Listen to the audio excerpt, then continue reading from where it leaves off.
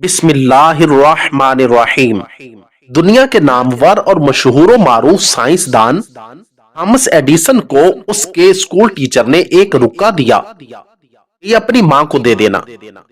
ماں نے وہ رکا کھول کر پڑھا تو اس کی آنکھوں سے آنسو جاری ہو گئے۔ تھامس نے پوچھا کہ کیا ہوا ہے؟ تو ماں نے بلند آواز سے رکا پڑھا کہ آپ کا بچہ بہت جینیس اور ذہین ہے، بہت زیادہ قابل اور باصلاحیت ہے۔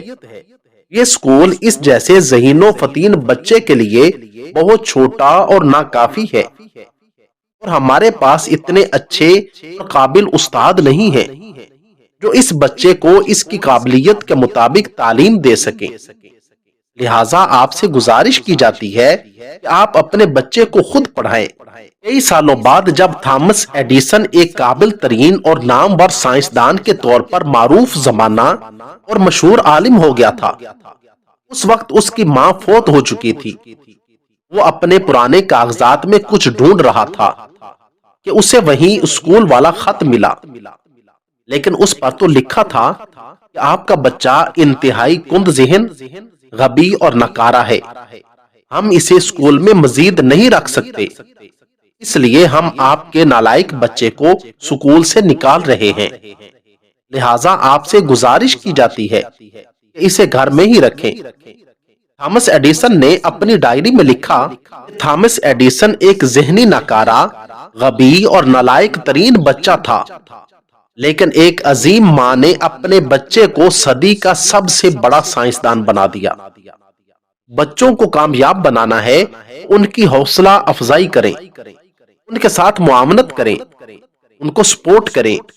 جب دوسروں کے بچوں کی اچھائیاں بیان کی جائیں اور اپنے بچوں کی خامیاں گنوائی جائیں، جب دوسروں کے بچوں کی خوبیاں بیان کی جائیں اور اپنے بچوں کی خامیاں نکالی جائیں، جب دوسروں کے بچوں کی کامیابیوں کے تذکرے کیے جائیں اور اپنے بچوں کی ناکامیاں سامنے لائی جائیں، جب دوسروں کے ذہین اور قابل بچوں کا اپنے بچوں سے موازنہ کیا جائے، تو اس طرح سے آپ کے بچے احساس کمتری کا شکار ہو کر ناکارہ ہو جاتے ہیں، ان کے حوصلے اور عزائم دب جاتے ہیں، ان کی صلاحیتیں اور قابلیت زنگ آلود ہو جاتی ہیں۔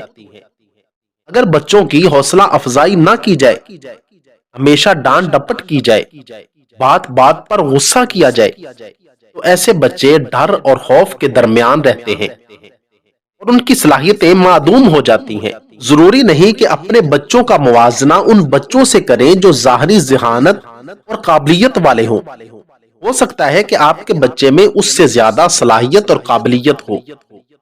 اپنے بچوں کو کامیابی کی راہ پر گامزن کرنے کے لیے ان کا دست و بازو بنے اور ان کے حوصلوں کو ہمیشہ بلند رکھیے۔